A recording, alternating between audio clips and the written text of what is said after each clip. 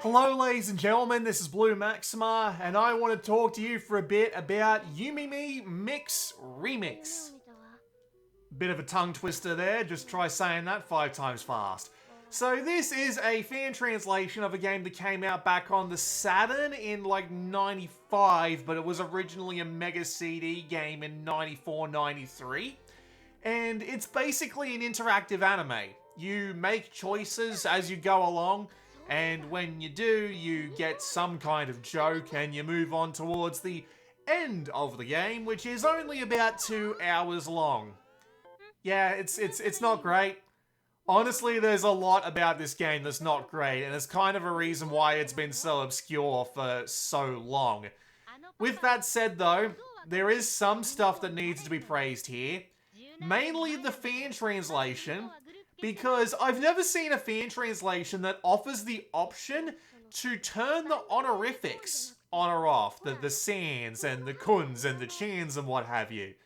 That's actually genuinely impressive, especially since it doesn't seem like this game had subtitles to begin with. So it has some ridiculous level of effort put into it for a fan translation, and it's very well done. It's very well done. That's like the only thing I can praise about it, because everything else is just either really average or kind of a pain in the ass. Case in point, if you pay close attention to the way the animations work and the way that it transitions scenes between characters and whatnot, you'll notice that every time the background needs to change, there is a pause of a couple of seconds. And it makes the entirety of the game feel incredibly stilted, because you just have to stay there and wait for the next line to come along. And it's not exactly creative when it comes to the writing or the jokes, so everything is incredibly predictable, and these pauses give you time to predict exactly what's about to happen, because you know the scene's about to change, you know you're about to see something new on screen, and so when it does, it makes it very easy to just grasp the joke before it even happens. And considering that, again, the game's not very creative with the jokes, it just kind of makes it a slog. I feel like if you went through and edited this with a video program to make the pauses just that little bit shorter, the game would be something like half an hour faster.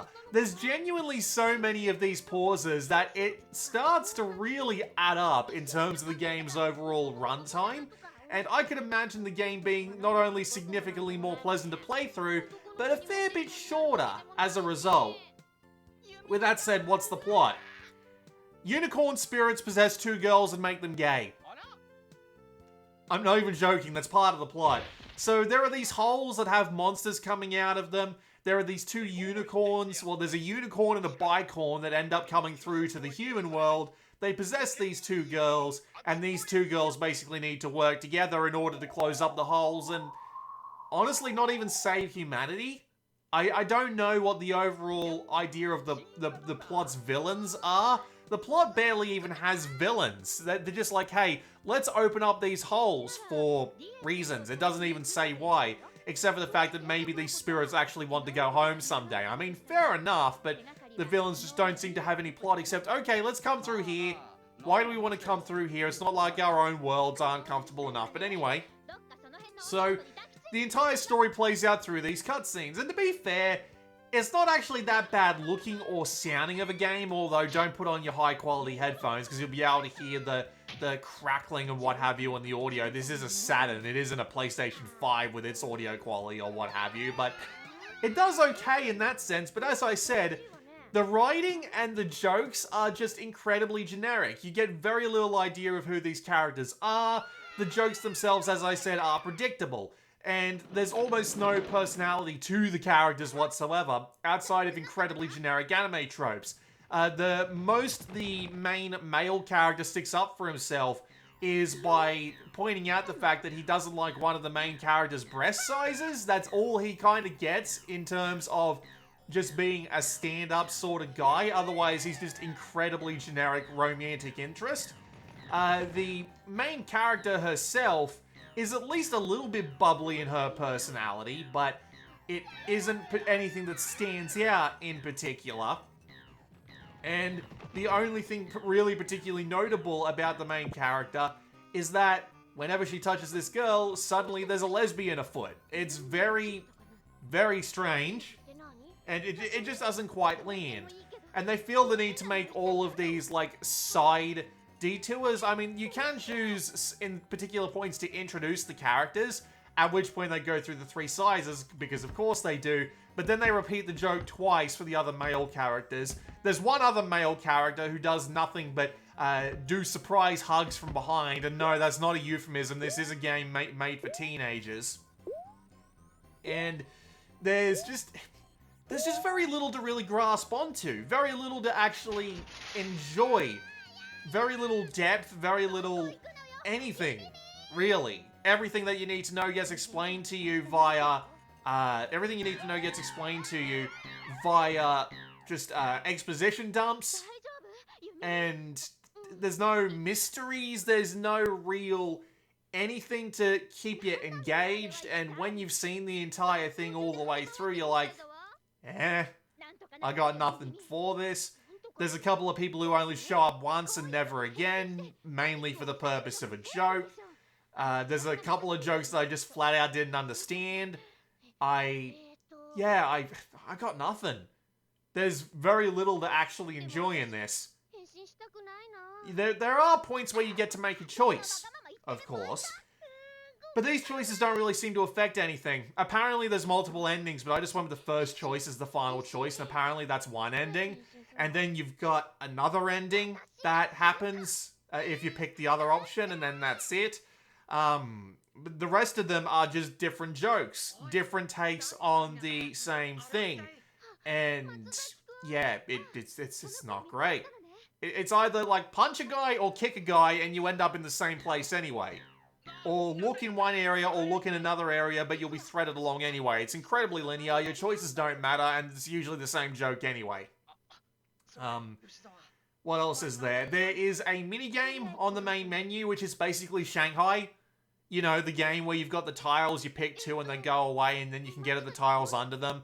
Apparently there's a lot of levels to it, but I only played one level, because it's like, is this really what they decided to include on the side? Like, what the hell? What's the point? And outside of the fact that there's multiple endings that you have to play through the entire game in order to actually see, the game's got no replay value. So, yeah, I got nothing. It looks okay, it sounds okay, and the fan translation is technically excellent, but outside of that, I got nothing.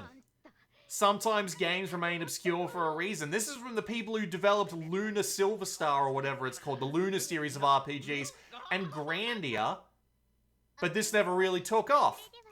And there's a reason for that. It's because it's just not very interesting. The interactive anime idea is basically all it's got going for it, and it flounders it basically by being completely uninteresting or just technically a pain in the ass to actually watch, and not even being that funny in the process. So that's it. That's all I got. This is Yumimi Mix Remix. Just don't bother. Honestly, there's probably going to be a full video of this fan translation on the internet within the next few weeks. Just go watch that at like 1.5 times speed if you're interested, and that'll be it, basically. With that said, this has been Blue Maxima. I'll see you all next time.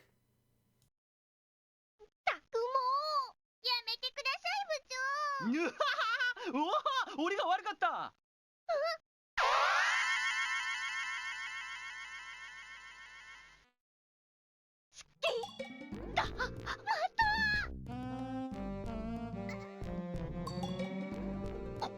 これは一体。一見ただの変態に見えるところがミソね。秘密の花と。あのね。待てよ。もしかすると。あら、私何を。好き。なるほど。要するに吉沢と体が触っているとこうなっちゃうんだな。あら、私何を。好き。なるほど。遊ばないで松崎くん。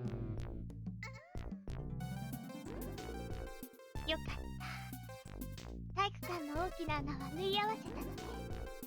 だけど穴はまだ開いているわ。あなたは言ってみんな縫い合わせなければいけないの。穴ってまだあるの？私が縫い合わせなくちゃいけないの？本当に私が変身してるの？それから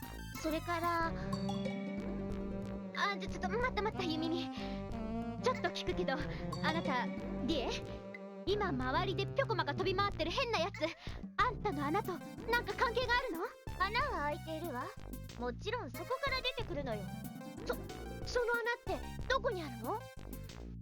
体育館脇の体育用具置き場。ぬこれで今度の新聞の記事は決まったぞ。校内女性とのアブノーマルな恋愛の実態とそのすべて。行こう、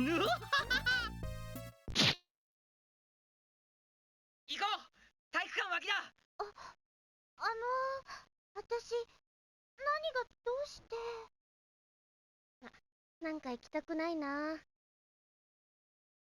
これといって変わったところはなさそうよ。そうね。どうするかな。私体育用具置き場がどうしたんだ？あら、今何かが動いたような。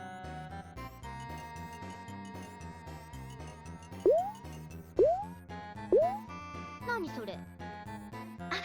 別に意味はないんだけど。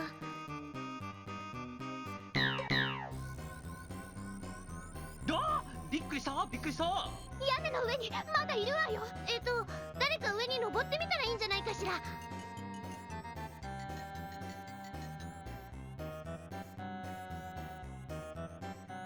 桜子ちゃん、登ってみる？スカート履いたままどうしろっていうのよ。行ってみただけだもん。いや、それはいいアイデアだ。桜子くん、登りたまえ。応援するぞ。別にゆみみちゃんでもりえちゃんでもいいんだけど。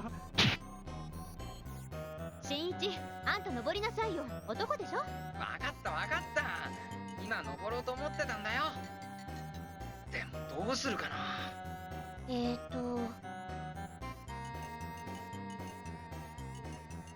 用具置き場の中をとりあえず見てみたらどうかしら。それもそうだな。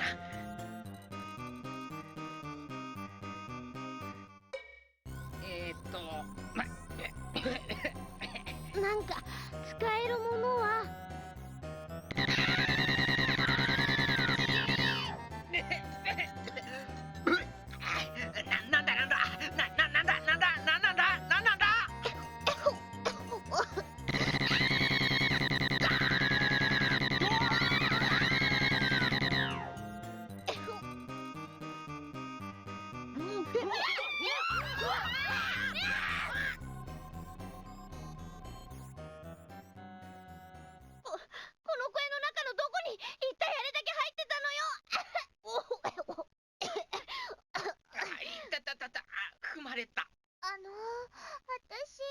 体験手記。ついに発見。呪われた体育用具小屋で我々取材班の見たものは売れ線ネタだな。ひずめの音。また。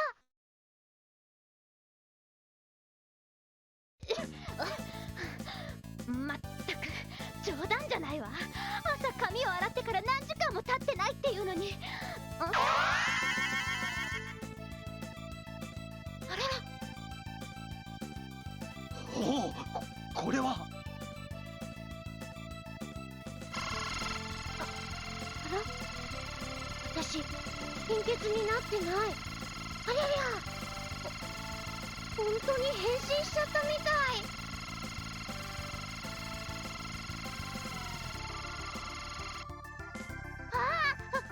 体が勝手に動くよ。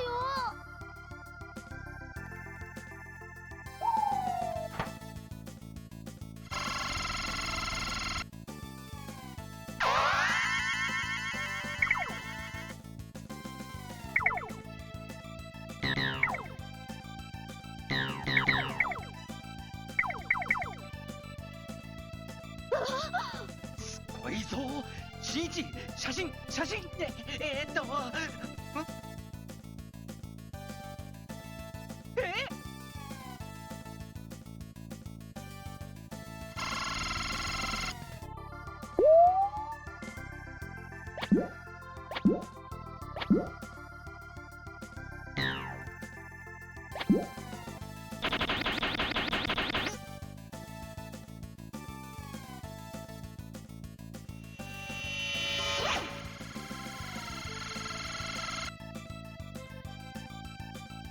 おお、すごいぞ。まるでアニメみたいだ。何よD まで角が生えてるじゃないのよ。おお、しんいち、写真だ。うるさいわね。体が勝手に動くのよ。みんなが見てる。